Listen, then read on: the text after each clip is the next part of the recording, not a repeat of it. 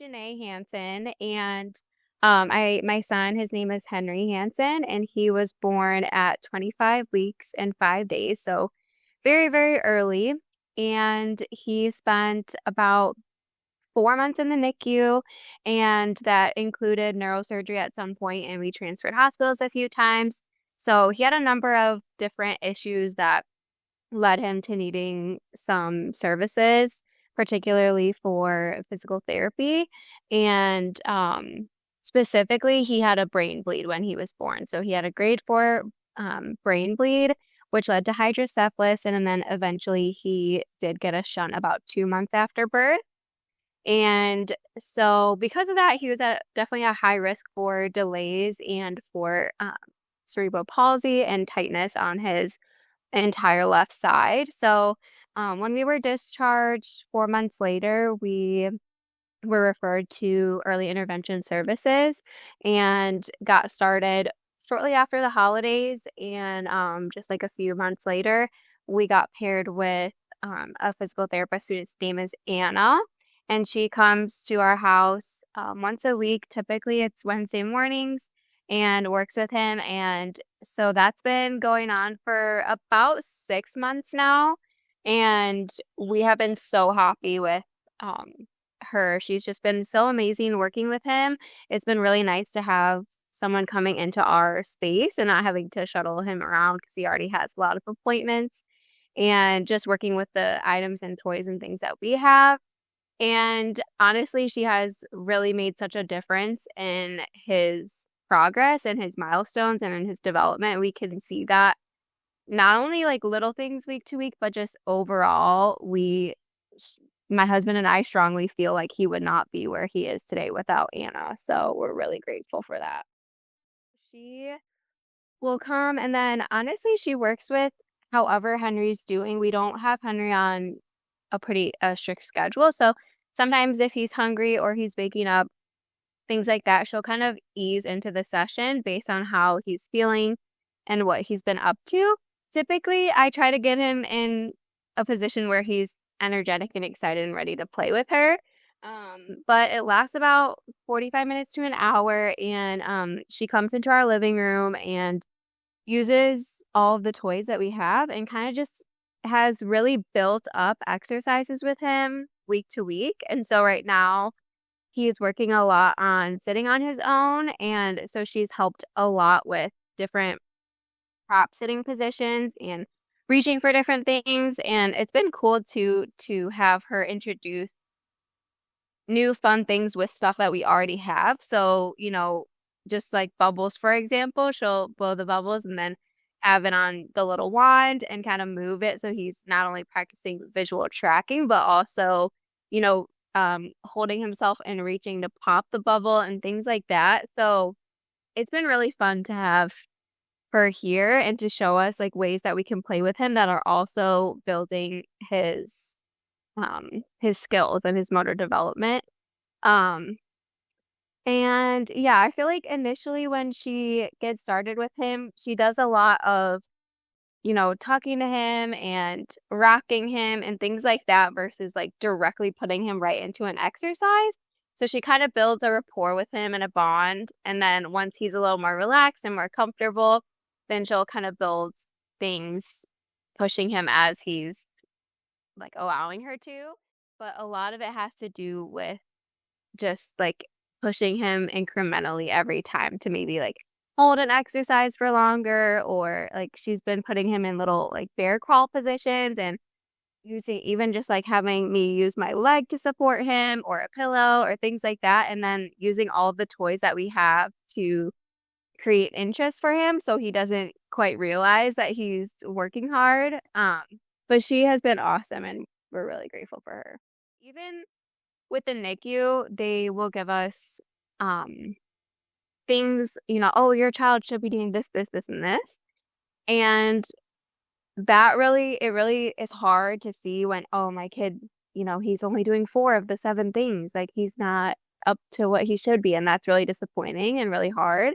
And then I'm always reminding us, okay, well, Anna got him all these four things, and I'm so amazed he can do these four things. And she's confident he's gonna get the rest of them on his own time. It doesn't have to be right this second. She has just helped me as a mom so much, even as much as she's helping Henry. But that's just one example of I feel like there's a lot to worry about with a child who might be having some more challenges. And that's a reason I wanted to give back and share because like that reassurance is invaluable to me. A lot of my experience has been really difficult with the way that things have gone with my son's situation, but I can also look back and be so grateful that I have some good people in our corner that care about not only my kid, of course, those are the best people that care about Henry, but then wait, they don't just see him too, like they also see me as the mom and they can support me too, which is really a bonus.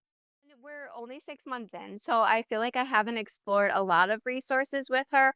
But I will say one strength outside of just her, helping Henry with his exercises is that I feel like she's been a really good support for me as I navigate, um, you know, other doctor's appointments and things like that. I feel like she has been a sounding board for if I have a NICU follow-up or a pediatrician or something else that's going on. She's been really supportive because I can get very worried about, him getting behind or whatever. And she'll remind me like, hey, I see Henry every week. They're going to be seeing him once every 3 months. Like, just know that he's making a lot of progress and we're excited about that. And just, she puts me at ease as I go into other things because I have her support knowing that, okay, like if they rate him, poorly or if they share all these concerns, I know that I have Anna at home that's supporting us every week. And if she's made really concerned, she would let me know and she's not. So I think just honestly, she's been a great resource and I've had a lot of questions too as he gets older about what's normal or what to expect or what to look out for, or even just, as you were saying before, strategies and homework to implement that has been super helpful because I feel like a lot of other providers that we see, they are not in our space and knowing our day to day and our routines and things like that, or our family as closely as she does. And so I really do trust her more than most of our providers just because of how closely she works with us. The bridge between the NICU and EI was super helpful because you go from having multiple doctors and specialists and nurse at your side 24/7 caring for your child and then it's like, okay, peace out, go figure it out. And yeah, so having EI to come in too and help like continue to guide us on his health and his care has been awesome.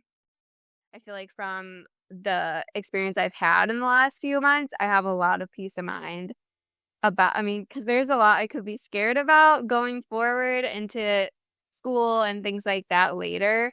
And I just feel confident that these people are going to walk us through it and help us figure out what the best thing is for Henry. So it's almost like I don't even have to think ahead like that yet and worry about it, which is very much I feel like your mother instinct is to like always worry about the next thing. And I truly do feel like if I didn't have these people in my corner, I would be worrying about it. And instead, I'm like, okay, they've got us. We could just focus on what we're doing right now.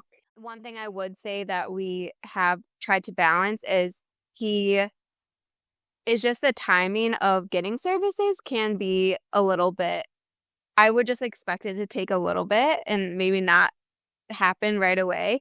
I think the wait was totally worth it because we got home at the beginning of October and then we got started in January. So it was about like 3 months.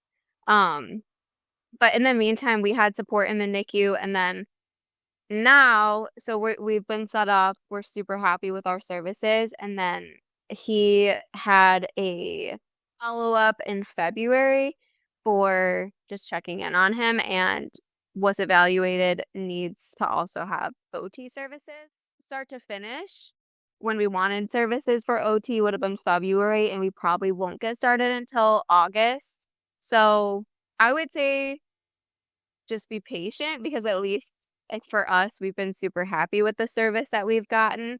But we did, knowing that there was a little bit of a delay with PT starting, we just went ahead and got him into the outpatient with OT, knowing like it'll probably happen for us, but there is a lot to go through with the system.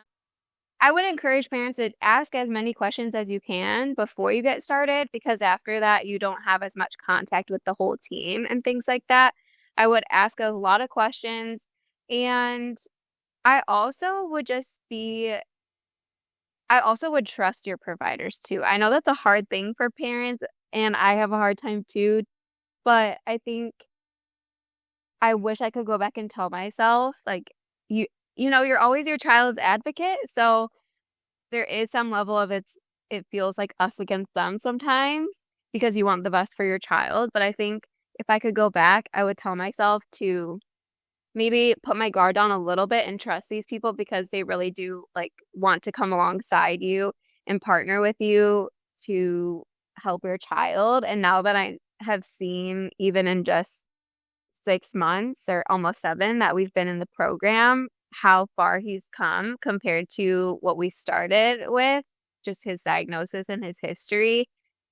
I'm so amazed that he's talking and rolling over and he's such a happy kid. And every week he is growing. And I think at the beginning I was so scared. Oh no, my kid's going to be so behind. And is this going to do anything and stuff like that? And I just feel so encouraged now. I think at the beginning it's so scary.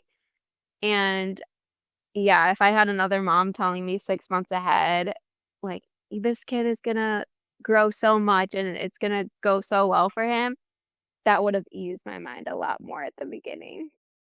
For a child, 6 months is huge. And especially in his lifespan so far, it's a huge chunk of time. And I mean, when we started, he was like just a little newborn, and I was like, what can you really do with a newborn for PT?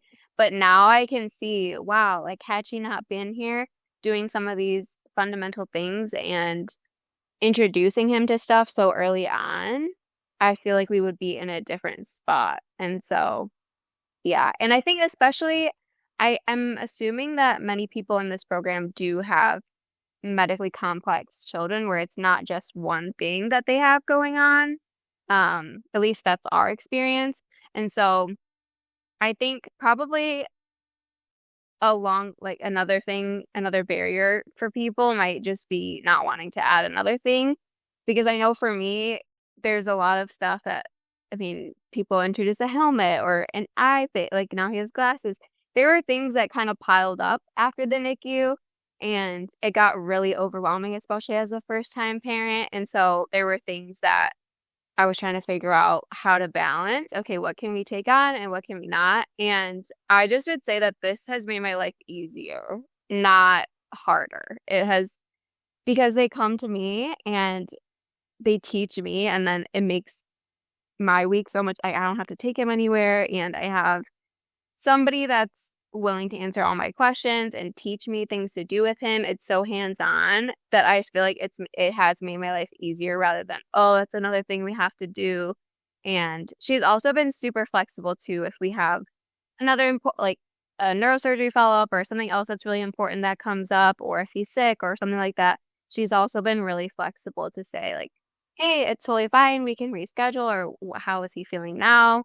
So yeah, I just would say that EI has been such a partnership with us and less of another thing to add to our life.